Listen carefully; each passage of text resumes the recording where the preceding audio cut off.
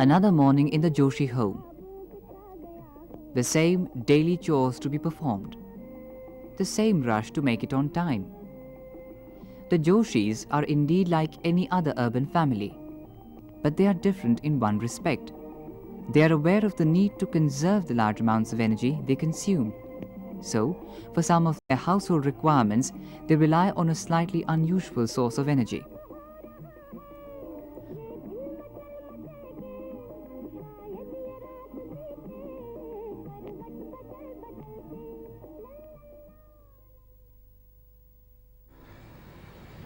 Over the centuries, our energy requirements have primarily been met by coal, oil, natural gas and electricity. These constitute what we call conventional sources of energy. Traditional forms like wood and agricultural waste have also played a dominant role, especially in our country. Today, these various energy sources have become an integral part of our lives. We cook using LPG.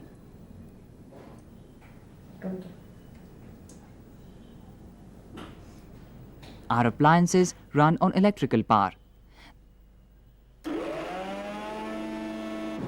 The transport industry relies heavily on petroleum products.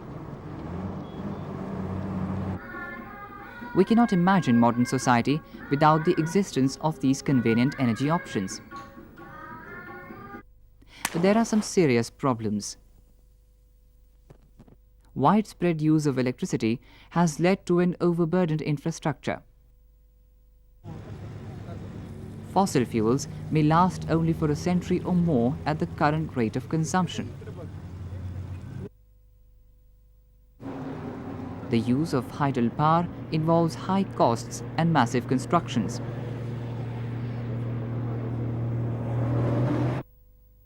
Nuclear power, though a vast source of energy, is an expensive alternative that involves dangerous side effects. In rural areas, the excessive use of animal waste has deprived farmlands of precious manure. Burning firewood has resulted in severe deforestation. Besides, almost all conventional sources of energy have proved to be harmful to the environment in some way or the other. Air pollution, noise pollution, global warming. The hazards are endless. But there can be no development without energy.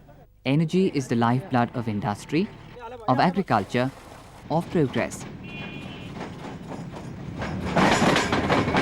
There is thus a burning need to find an alternative source of energy, a source that is easily available, replenishable and non-polluting.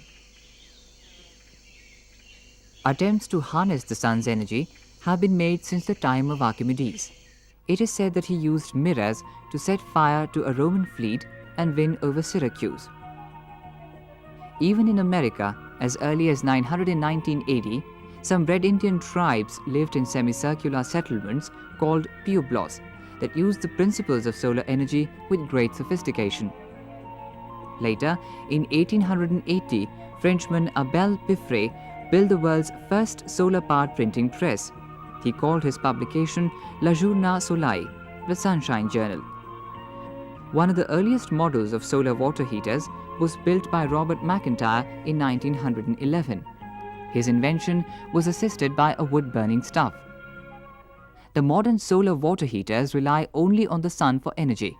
The rays of the sun fall on a flat plate collector, that is, a metal plate suitably coated to absorb all incident radiations. This absorber plate is insulated and covered in the front by transparent glazing. There are channels in the absorber that conduct heat when cold water flows through them. The water absorbs the heat and returns to a storage tank. In short, the solar water heater works on the principle of thermal conversion. This process uses the sun's rays to produce a range of temperatures. The thermal energy tapped in this way can also be converted into electrical and mechanical energy. The most common thermal application of solar energy is the solar cooker. This box has an internal absorbent coating and an airtight double glass lid. An adjustable mirror reflects radiations into the box. The heat trapped in this manner is used to cook food placed in containers. The solar cooker can be a safe and easy-to-use addition to any kitchen. This petrol pump uses another appliance that runs on the thermal application of solar energy. This solar desalination system can be used to purify water. Solar radiations heat water in a chamber. The water evaporates and condenses into the inside of a glass plate. It is then stored in a vessel through a collecting duct. This device can be used to provide clean, distilled water wherever required in both rural and urban areas. Industries involved in food production use a device called the solar dryer. Cold air introduced in its chamber gets heated by solar energy. This hot air is used for drying grapes, wafers, edible starch, and bagasse. The second way of utilizing solar energy is through the direct energy conversion route. The electromagnetic energy from the sun's rays is used to produce electricity using photovoltaic devices. The photovoltaic system has two types of semiconductors separated by a junction. A semiconductor is a substance that is an insulator at low temperatures and a conductor at high temperatures. Photons, or packets of energy from the sun, fall on the N-type semiconductor, which is rich in electrons, and eject the electrons from their stable positions. These electrons are energized and they move across the junction to the P-type semiconductor, which has very few electrons. The holes generated in this P-type semiconductor migrate to the negative electrode, while the electrons cross over to the positive electrode. When a considerable differential is set up, current flows. The electricity generated can be used for a host of applications, from TV sets to pumps, from street lights to satellites. Photovoltaic systems are versatile and flexible. They can be easily installed and require very little maintenance. The electricity can also be stored in conventional batteries and used during the night. One slightly different but important route of trapping solar energy is the biological conversion route. Plants use the sun's rays along with water to produce energy by the process of photosynthesis. This energy is required for the plant's growth and survival.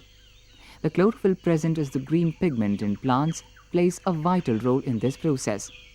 All the organic matter that is generated through photosynthesis is called biomass. By planning biomass cultivations like fuel wood plantations, we can provide for a considerable chunk of our energy requirements. Sugarcane, for example, is a crop that has multiple uses. It gives sugar as the primary product and alcohol as a secondary product. Alcohol can be used as a non-polluting fuel instead of petrol. Forest products, energy crops, agricultural residues, all can be used to synthesize alcohol fuels. Biomass plantations are not only an indirect source of solar energy, but also the most effective tool in protecting our environment. There is more to solar energy than visible light and heat. Even wind is a form of solar energy. Roughly 0.2% of the sun's rays reaching the lower atmosphere is converted into wind. These winds are generated due to the uneven heating of the Earth's surface. Windmills are used to draw out and store this wind power. Ocean waves are another form of solar energy. Especially in coastal areas, sea breeze and wave energy are combined to generate significant amounts of electricity. There are many different ways in which solar energy reaches us. Each route offers a potential solution to our energy problems. If the direct and indirect forms of solar energy are used in an integrated manner along with conventional energy sources, it would aid considerably in large-scale development. However, development depends not only on the availability of energy resources, but also on the method in which they are put to use. So, with the self-sufficiency of energy production, the quality of agricultural produce and of life on the whole can be increased in underdeveloped areas. In highly populated and industrialized areas, adaptation to this technology would mean conservation of existing energies and the checking of environmental degradation. Presently, however, this technology has some limitations. Solar energy varies on a seasonal, regional, and climatic basis. This leads to the need for proper storage facilities during the absence of sunlight. Research is on globally in order to develop solar systems that are more efficient and less expensive. By 2025, the worldwide demand for fuel is projected to increase by 30%, and that for electricity by 265%. Solar energy could provide 60% of the electricity and as much as 40% of the projected fuel requirements.